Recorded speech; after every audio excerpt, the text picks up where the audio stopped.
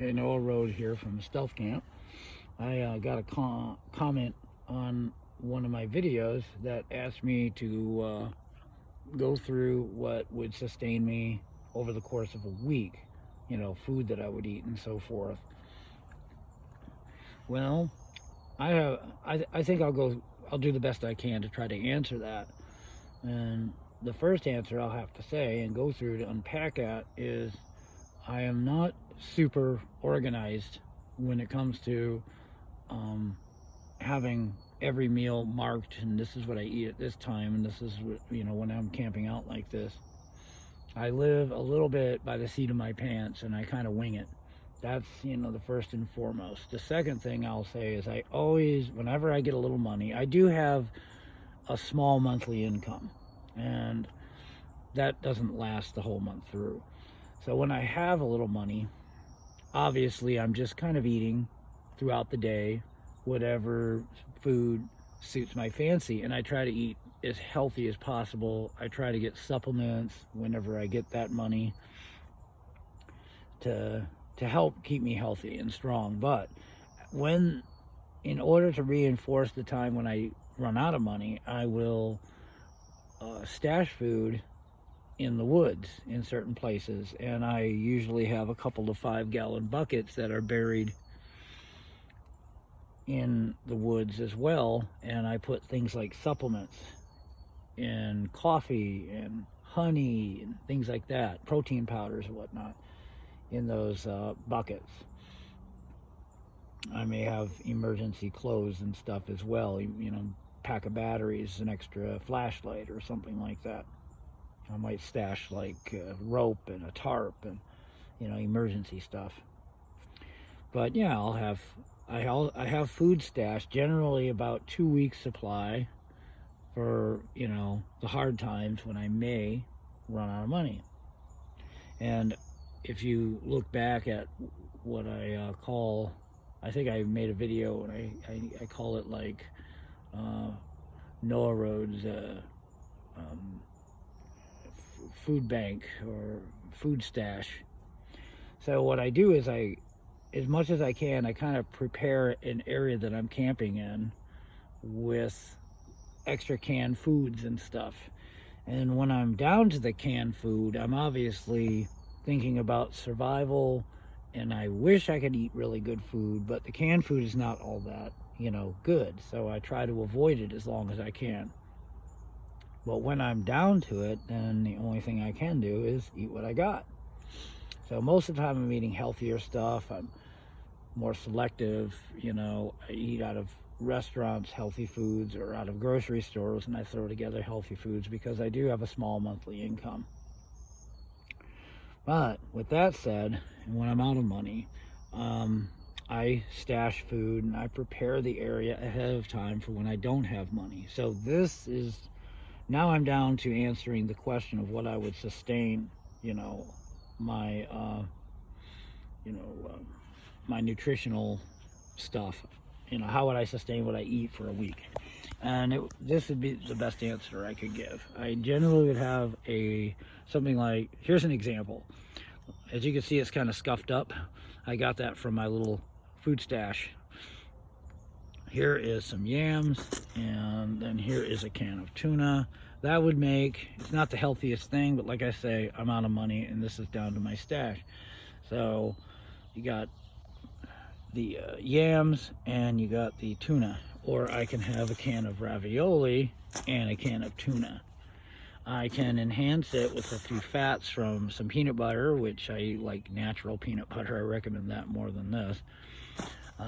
But at least it's something. And I got, some walnuts, got some almonds. These things I keep stashed, and maybe I can have a few prunes. Then I will have a protein powder. This is like pea protein. And here is an example. It's a superfood blend. It's a great powder, and it's got about 40 good superfoods in it, berries and different ingredients that come from the good foods that. So you throw this together with this, and I put it in a shaker, fill it up with water about where my thumb's at, and I shake it. That would cover my breakfast.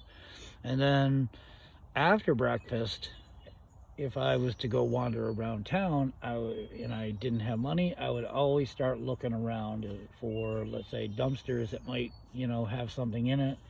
I go around to some of those free food boxes that are outside of churches. There's 2 of them in this town, and they're usually not very filled up. So the people that started them had good intentions, but they never seem to keep filling them up.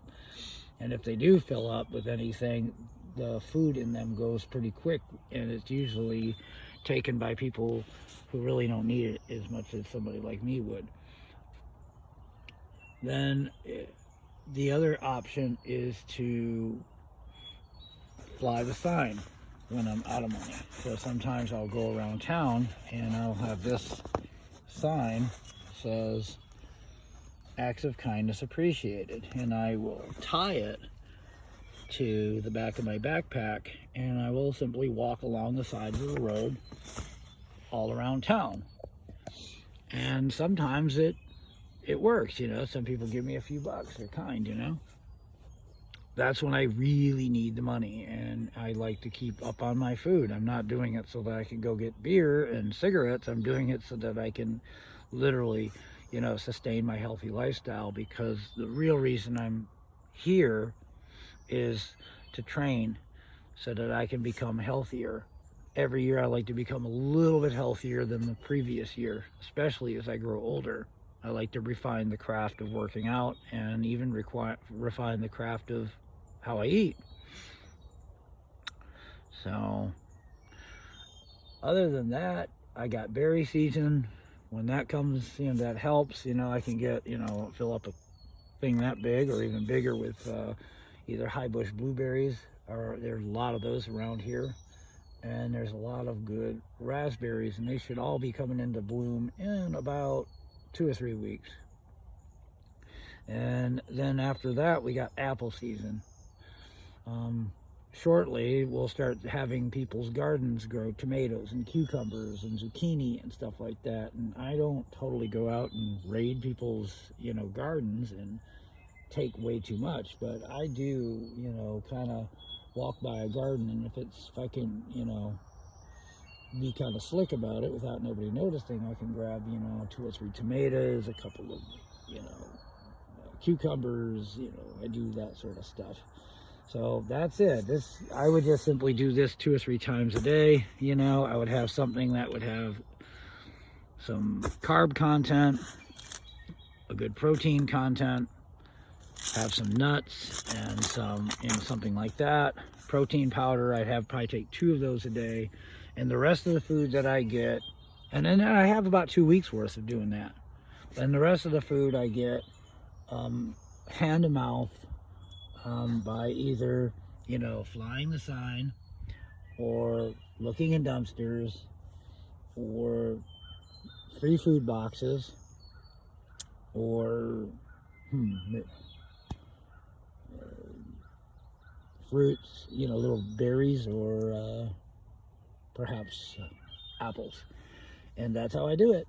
If I didn't have any money and I didn't have any stash, then what I would probably do most of all is put on my backpack and just travel, because I couldn't sit there and beat myself to death in the gym if I didn't have any money and if I didn't have any food, regular diet.